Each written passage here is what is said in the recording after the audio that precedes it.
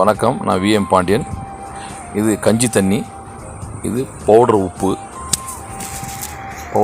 இது கல் உப்பு, ஓகேங்களா? இப்போ 2 பிளேட்டில் கொஞ்சம் போல் லெமன் ஜூஸ், கொஞ்சம் போல் அவ்வளோதான். லெமன் ஜூஸு, இது சாதாரண பழம் பிழிஞ்சி ஜூஸு, லெமன் ஜூஸு எடுத்துக்கிட்டேன். இப்போ இதில்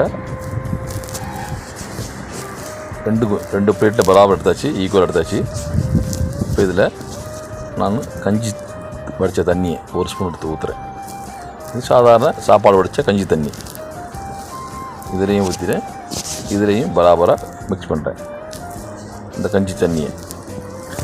ஓகே, இப்போ இதில் நான் இந்த பவுட்ரு உப்பை போடுறேன்.